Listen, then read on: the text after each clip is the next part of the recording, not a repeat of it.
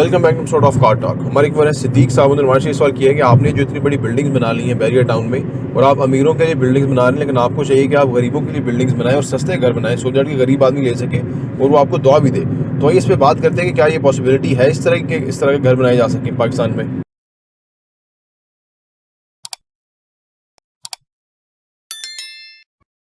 बिस्मिल्लाहिर्रहमानिर्रहीम, अस्सलाम वालेकुम रहमतुल्लाहि व बरकातहू। देखिए जी, मेरा तो खुद बहुत शौक है कि छोटे छोटे 3 मरले 2 मरले के घर बने और आम पब्लिक वो ले सके। लेकिन जब हम प्रैक्टिकली इस तरफ जाने की कोशिश करते हैं तो हमें कोई सपोर्ट नहीं है कहीं से भी।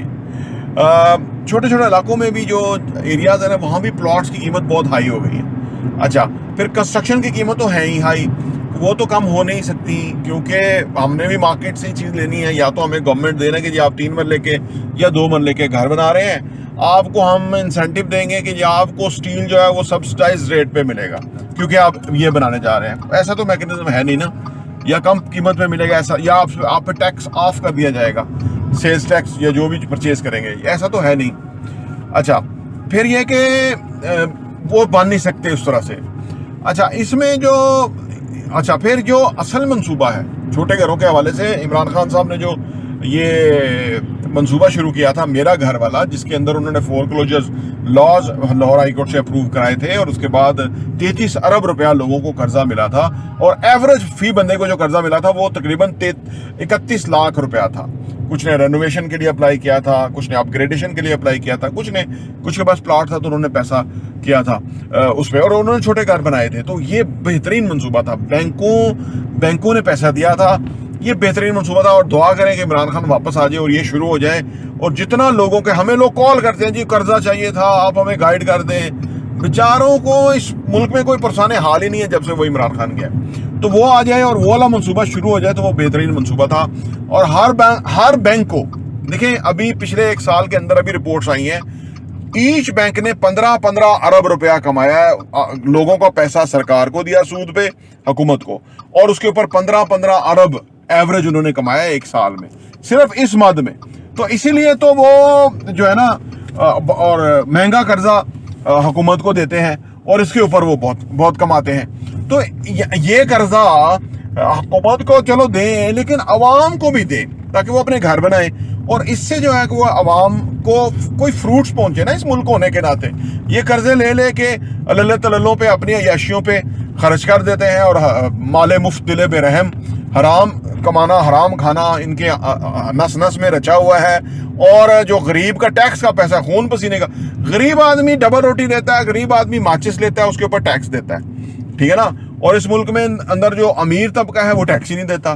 5 करोड़ लोग ऐसे हैं जो कि अरबों रुपया है उनके पास, असासे वसाइल, बड़े बड़े घर, गाड़ियाँ, बड़े महंगे जगहों पे वो रहते हैं, इंटरनेशनल फ्लाई करते हैं, महंगे रेस्टोरेंट्स में खाना खाते हैं, सारा डाटा तो मौजूद है।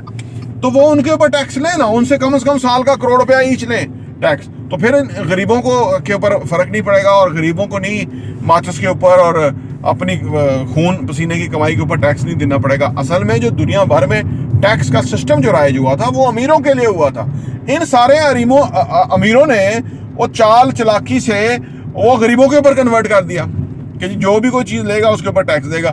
आप कुछ भी लें उसकी पैकिंग पे लिखा होगा इतने रुपये आपने टैक्स दिया, तो उन गरीबों को वापस लगा दिया। इन पे लगना चाहिए था क्योंकि यही हुकूमतों में आते हैं और ये जो एस्टेब्लिशमेंट के गद्दे करदार हैं ये भी इन्हीं के साथ जो है ना वो जॉइंट हैंड करते हैं। तो इसलिए गरीब आदमी के लिए इस मुल्क में कोई भी नहीं है। आप इनके लिए बद्दुआएं करें, अल्लाह पाक इनको तबाह करे, मैं तो करता रहता हूँ कि इनको तबाह करें, या इनको अल्लाह पाक इनको वो सादा ज़िंदगी बसर करने की तौफीक अता फरमाए जो हमारे जो सहाबा थे, जो हमारे वो लोग थे कि जिन्होंने की कि भाई उन्होंने देखे ना, हज़रत अबू बकर सिद्दीक रज़ी अल्लाह ताला अन्हु जब खलीफा मुकर्रर हुए तो वो सुबह जब वो अपनी दुकान पे जाने लगे तो हज़रत उमर रज़ी अल्लाह ताला ने फरमाया कि आप किधर जा रहे हैं? तो उन्होंने फरमाया कि मैं अपनी दुकान, कपड़े की दुकान है, उधर जाऊँगा, काम करूँगा। उन्होंने कहा नहीं, अब आप खलीफा हैं, खलीफा वक्त हैं, तो अब आपको ये काम करना चाहिए और इसका आपको मुआवजा मिलेगा। उन्होंने बोला कि मुआवजा कितना होना चाहिए? अब ये इस पर बहस हो गई कि कितना मुआवजा होगा। तो वो तय पाया कि जो एक मजदूर, गरीब आदमी मजदूर जो कमाता है वो मुआवजा होगा। हमारे वालों का तो पूरा ही नहीं पड़ता। तो तुम्हारा पूरा नहीं पड़ता, तुम छोड़ो, हम जैसे फ्री मुफ्त काम करने वाले लोग आगे आ जाएंगे। हम ये मुफ्त ही तो काम कर रहे हैं ना, हमारे जैसे आएंगे, हम चलाएंगे, तुम साइड पे हटो, तो अपनी नस्लों को एम्पावर कर रहे हो। तो ये है असल में ड्रामा जो कि आप लोगों के साथ खेला जा रहा है 75 सालों से।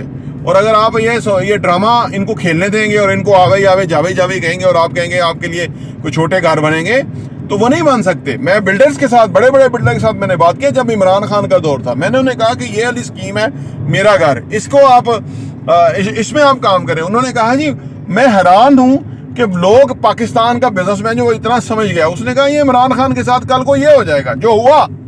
तो उसने कहा फिर हम नैब भुगतते रहेंगे, हमें क्या जरूरत है कि ये काम करें। तो ये मुल्क को एक एस्टेब्लिशमेंट के गंदे किरदारों ने मुल्क को तबाह बर्बाद कर दिया है।